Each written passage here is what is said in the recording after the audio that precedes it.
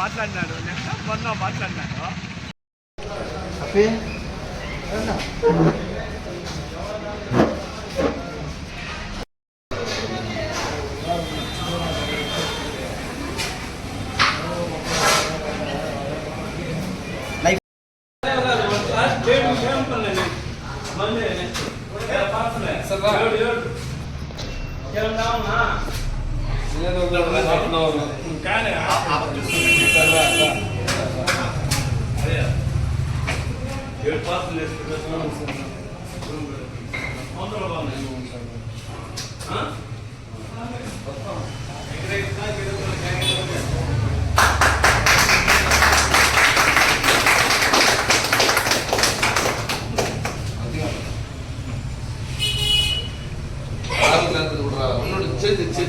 ముందు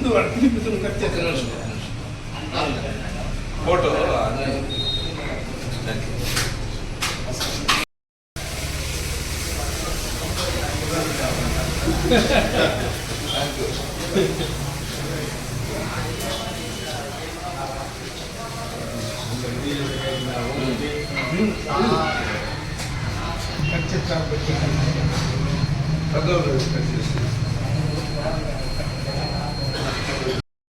ఆయన ఉన్నాడు కాబట్టి భవిష్యత్తులో ఆయన ఈ దేశానికి ప్రధానిగా అవుతారని మేమందరూ కూడా కాంగ్రెస్ పార్టీ నాయకులు ఆశాభావం వ్యక్తం చేస్తాము. జై హింద్, జై కాంగ్రెస్. కాంగ్రెస్ పార్టీ మాజీ జాతీయ అధ్యక్షులు,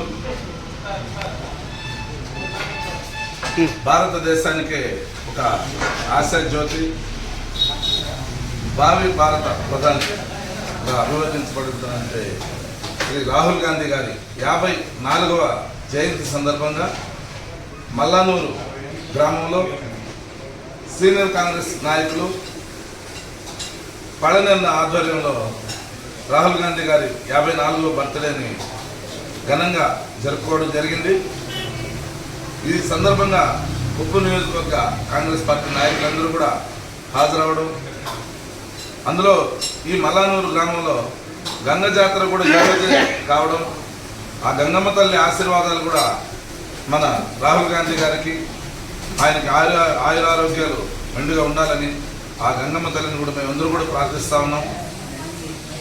ఇంకొక విషయం ఏంటంటే, భారతదేశానికి రాహుల్ గాంధీ లాంటి యువ నాయకత్వం అనివార్యం. కానీ నిన్న జరిగినటువంటి ఎన్నికల్లో స్వల్ప తేడాతో ఓటమి పాల్గొనడం, మేము ఒక విధంగా ప్రజాస్వామ్యాన్ని గౌరవిస్తూనే ఇంకొక విధంగా ప్రజలకు కూడా ఒక అప్పీల్ చేయదలుచుకున్నాం. రాహుల్ గాంధీ గారి లాంటి నాయకత్వాన్ని మనం భవిష్యత్తులో అయినా కోరుకోకపోతే మన దేశం తిరోగమనంలో పడుతుందనేసి ఒకసారి గమనించాల్సినటువంటి అవసరం ఉంది. ఎందుకంటే కాంగ్రెస్ పార్టీలో రాహుల్ గాంధీ గారి లాంటి నిస్వార్థమైనటువంటి నాయకులు, పేద ప్రజల ఆశాజ్యోతిగా, పేద ప్రజలు ఎప్పుడూ కూడా పేద ప్రజలు బాగుపడాలనేటువంటి ఎప్పుడు కూడా ఆయన నిద్రాహారాలు మాని కూడా ఆయన ఎప్పుడు పేదల గురించి ఆలోచిస్తాడే కానీ నరేంద్ర మోడీ లాగా ఎప్పుడు కూడా ధనవంతుల్ని మరింత